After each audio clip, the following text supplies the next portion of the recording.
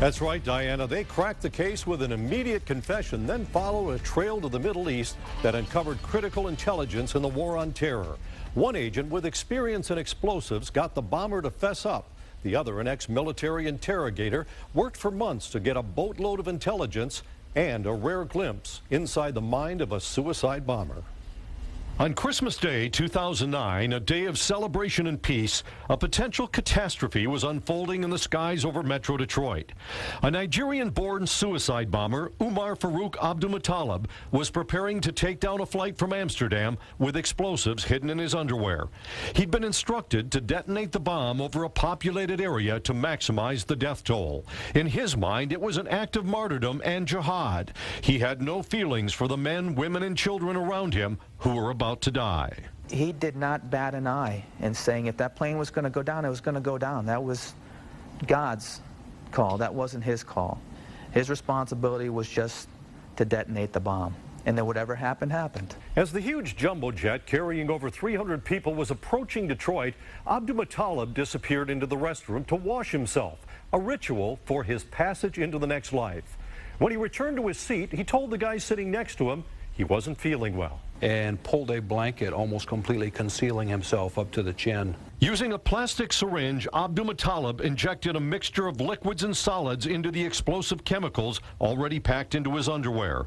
But instead of exploding, the bomb burst into flames, setting his clothes and the blanket on fire, seriously burning him. The FBI later recreated what might have happened had the device gone off as planned. But the lead investigator says even though the bomb didn't explode, it still could have brought the big plane down. In speaking with the pilots collectively, there's no greater emergency on a plane than fire. To them, that is the worst thing that can happen. They could lose complete control of the plane if the flame impinged on the wiring. When the underwear bomb ignited, the plane was over Woodhaven, a populated area downriver from Detroit. So not only the potential casualties of 300 or some people on the plane, but if it were to come down, then you've got that catastrophe on the ground as well. Abdulmutallab was whisked off the plane and rushed to U of M hospital with serious burns.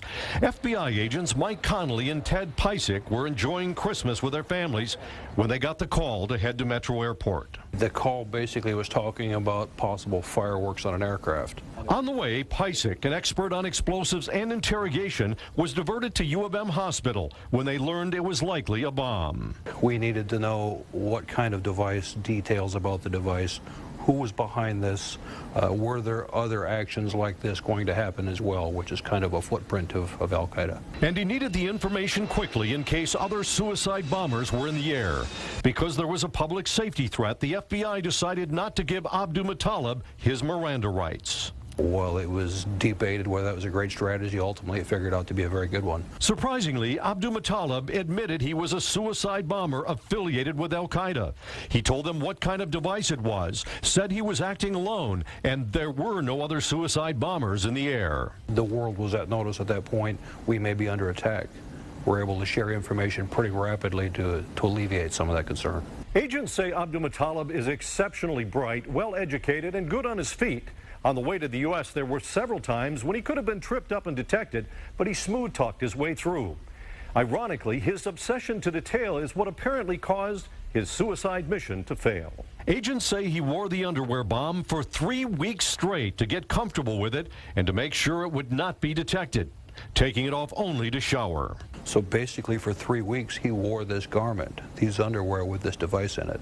We think ultimately that probably is what caused a little bit of separation in this sequence of events in the explosion. So why did he choose Detroit for his deadly act? It all came down to dollars and cents.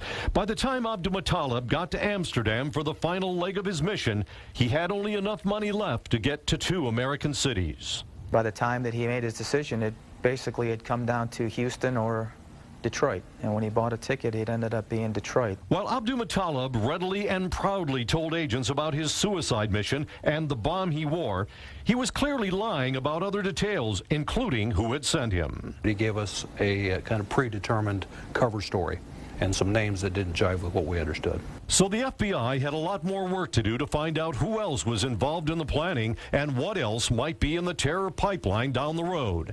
Abdulmutallab himself may have unknowingly pointed them in the right direction. One final thing that I asked him before leaving is this something then that you had approved or authorized by your parents? And he said, oh no, my parents would never approve of it. And I thought that was interesting. And that interesting comment was one reason FBI agent Mike Connolly went directly to Nigeria to talk to Abdulmutallab's family. That opened the door to almost daily conversations with the underwear bomber. Over a period of months, Connolly got detailed and chilling information about Abdulmutallab and his mission. Our story continues tonight at 11 when the agents give you a rare glimpse inside the mind of a suicide bomber.